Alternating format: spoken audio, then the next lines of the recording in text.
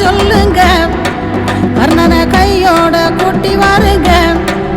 அவனை கண்டா வர சொல்லுங்க, கர்ணனை கையோட கூட்டி வாருங்க.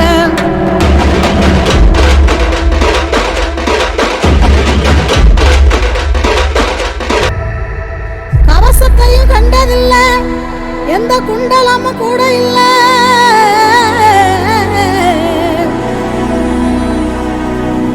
வாள் தூக்கி நின்னா பாரு, வந்து சண்டை போட்ட எவனும் இல்லை.